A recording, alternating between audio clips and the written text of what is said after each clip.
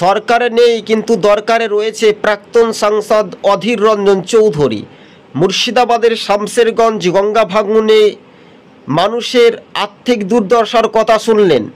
এই রাজ্যে সরকার যেভাবে দুর্নীতির সঙ্গে জড়িত তৃণমূল সরকার, তার প্রমাণিত হয়ে যাবে আগামী কয়েকদিনের মধ্যেই।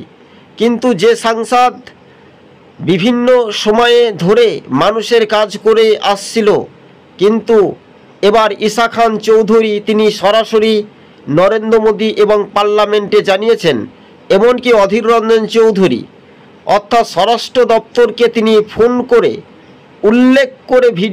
উল্লেখযোগ্যভাবে ভিডিও করে তিনি পাঠিয়েছেন যে এই মানুষের দুর্দশা আর কতটা অঝরে চোখে জল আসবে। তাই এবার প্রাক্তন সাংসদ অধীর রঞ্জন চৌধুরী বর্তমান কংগ্রেসের সাংসদকে জানিয়ে এবার সরাসরি কিন্তু আমরা দেখতে পাচ্ছি শামসেরগঞ্জে সাধারণ মানুষের কথা শুনলেন। এই রাজ্যের সরকার তিনি ভোটের সময় অনেকটাই ললিপপ দেখিয়ে ক্ষমতায় আসে, কিন্তু মানুষের ঘর বাড়ি ভিটে মাটি সব জলের তলে একেবারে চলে যাচ্ছে, একেবারে ঢেউ খেলানো সমুদ্র নৌকোর মতো মানুষের দুর্দশা অবস্থা। তাই গঙ্গা ভাঙন কবলিত সাধারণ মানুষের পাশে থাকলেন কংগ্রেসের প্রাক্তন সাংসদ অধীর রঞ্জন চৌধুরী। আপনার সুখে দুঃখে আপদে বিপদে কিন্তু এই মানুষটি বা এই লোকটি আমরা বলতে পারি তিনি ছিলেন। কিন্তু স্বাভাবিকভাবে অধীর রঞ্জন চৌধুরী আর এমপি নয়, তিনি প্রাক্তন সাংসদ। তবু কেন্দ্রীয়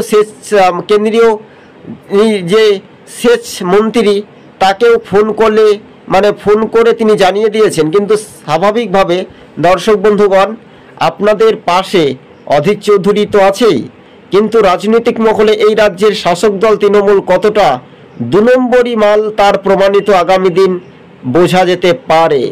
কিন্তু মুর্শিদাবাদে তৃণমূল 3টি সাংসদ ভোটে জেতার পর যে সম্পত্তি লুট হলো মুসলিম সংখ্যালঘু সেই মানুষের ভোট নিয়ে কতটা ধোঁকা দিয়ে এই বাংলার বুকে বেশি দিন রাজত্ব করতে পারবে না, নাম না করে তীব্র কটাক্ষ বা সমালোচনা ঝড় উঠেছে।